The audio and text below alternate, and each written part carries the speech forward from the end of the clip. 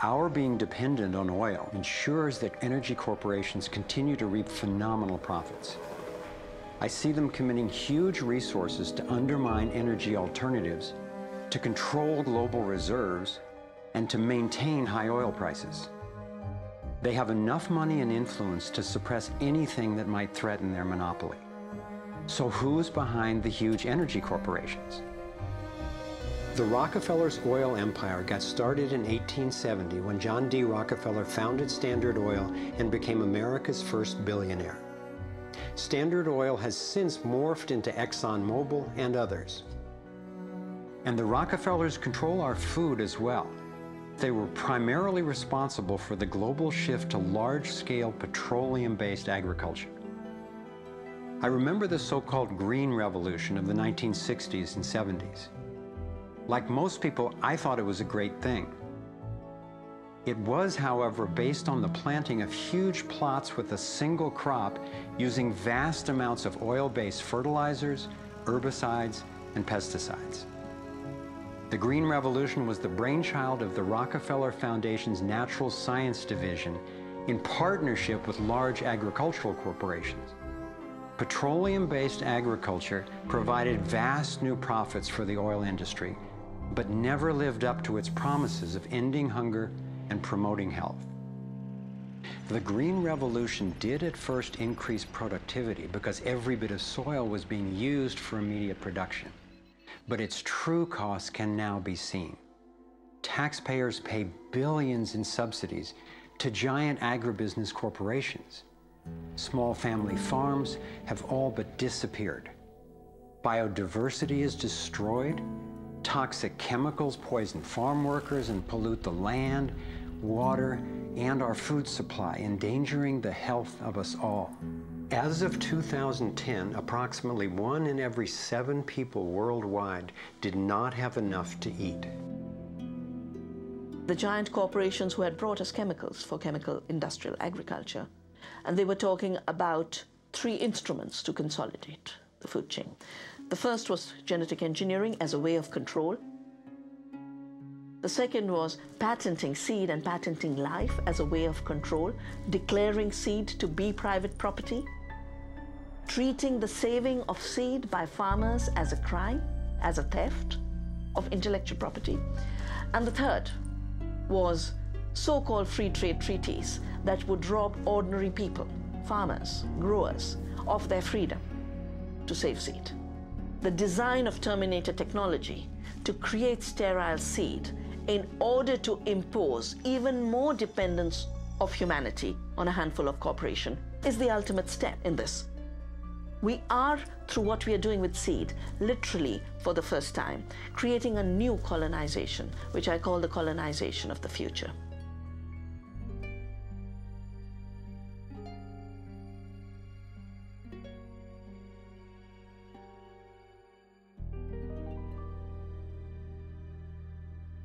So in 2 crucial areas, energy and food, the same elite banking families and their corporations have taken control, and the consequences have been devastating. For me, it was overwhelming at first to discover such a monopoly of influence, but I knew it was important. Like learning you have a tough but treatable disease. It helps to understand what's causing it and how it operates if the goal is to cure it. So I continued my investigation. If oil and food are controlled by the big banking families, where else does their influence show up?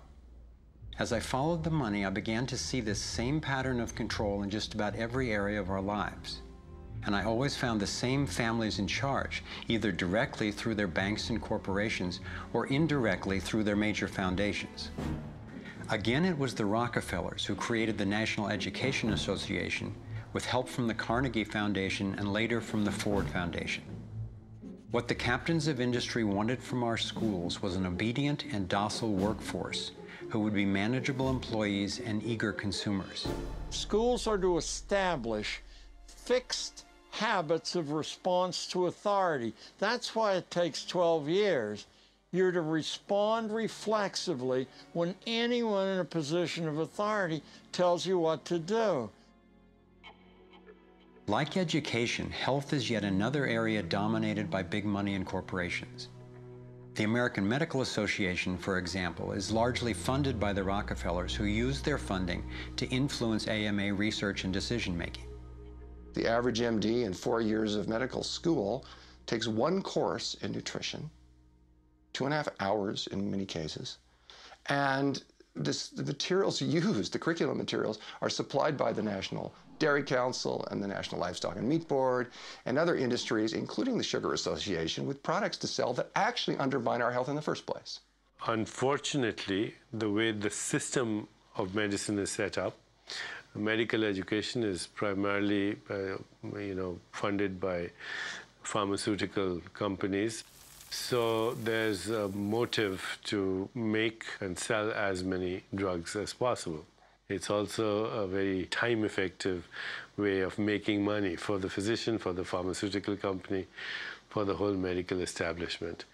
But it's really perpetuating the problems it was meant to alleviate. Side effects may include nausea, dry mouth, and constipation. Decreases in white blood cells, which can be serious. Sexual side effects, diarrhea, nausea, and sleepiness. Can lead to coma or death. How far will these forces go to make a profit?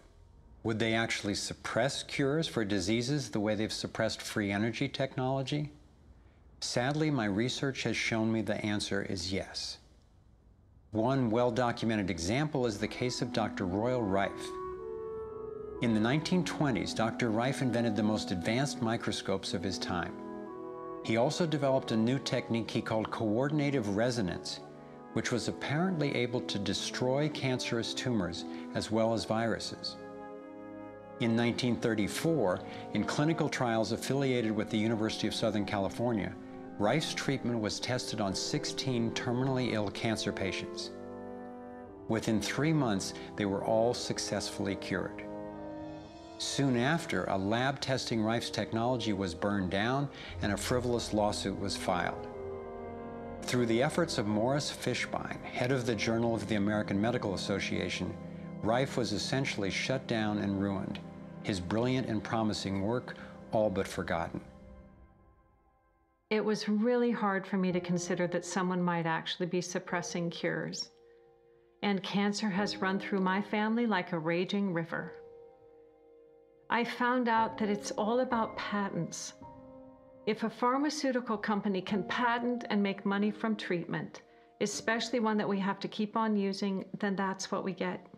Otherwise, we don't even hear about it. It's not just Rife who got shut down. Reen Case had an old Indian Ojibwe formula that was effective. Harry Hoxsey and Max Gerson had natural remedies that worked. But if you go and you look them up, the AMA makes them sound like complete quacks. And that's where following the money has been so helpful, because the same powers who control the AMA and their research and funding control the pharmaceuticals. So there's a multi-trillion-dollar financial incentive to suppress cures that can't be patented. Knowing that cures exist has not taken away the anguish I feel from losing so many people I love to cancer. It's given me something really satisfying to do with the pain. And I believe when we take the love and devotion that we have for everyone who's died and who will die unnecessarily, and direct it to developing and getting these cures out to people who need them, we can break this cancer legacy and heal.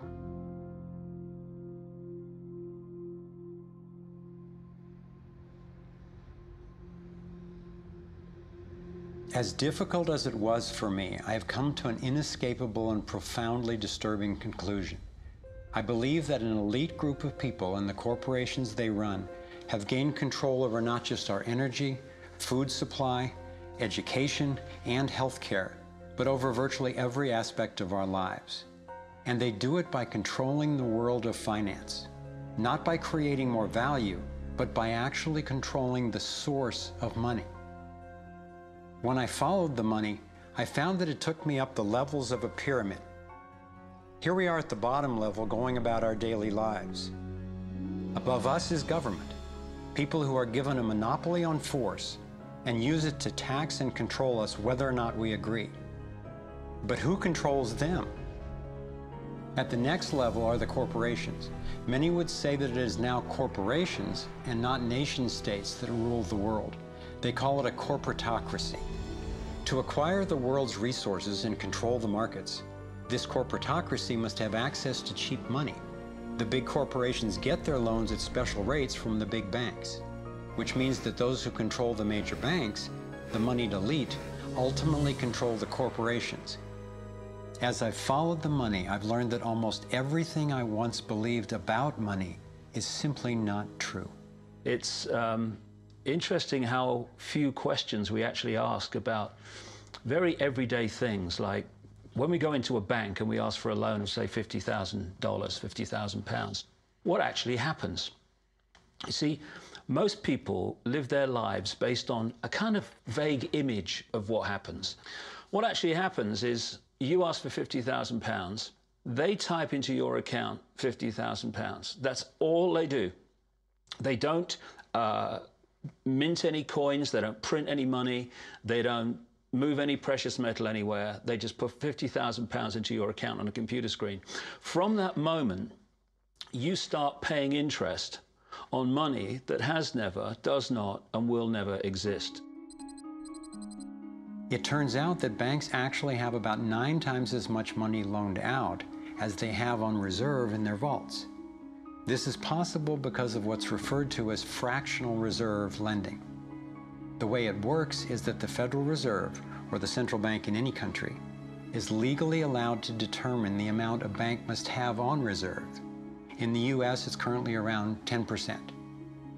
So if you deposit $10,000 into the bank sets aside 10%, or $1,000, and then loans out the rest of your money.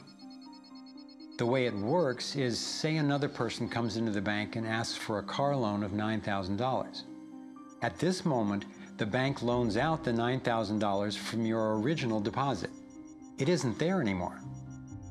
The borrower then pays the person selling the car, and they go deposit the money into another bank, which is part of the same central banking system. This $9,000 is treated as a new deposit, and the process continues. The money gets redeposited and reloaned until the initial deposit of $10,000 becomes $100,000. The banking system just created $90,000 by loaning out your money. Apparently it began with the goldsmiths in the 17th century when people were trading in gold. Gold was heavy to carry around, so people stored the actual metal in vaults and traded receipts instead. Those receipts were the first paper money. Since only a few people would withdraw their gold at any given time, the vault owners, basically the new bankers, began creating receipts for more metals than they actually held. They loaned out those receipts and charged interest on money, gold, that they didn't really have. That's how our so-called fractional reserve system was born. In this system, the bankers get to make up money out of nothing, while the rest of us have to work hard to earn it. It has created a modern form of serfdom where the mass of society is now working to pay off their debt to the banks.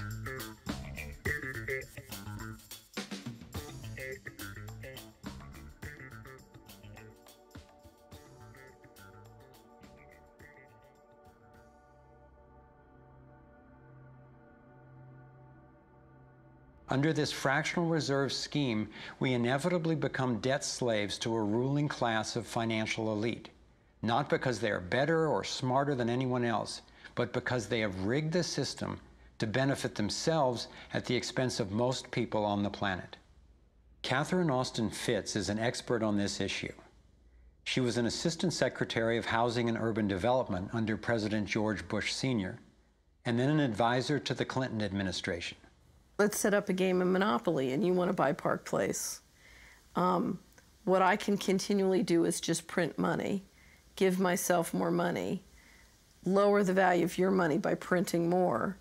No matter how hardworking you are or how successful you are, I can always end up buying you for free.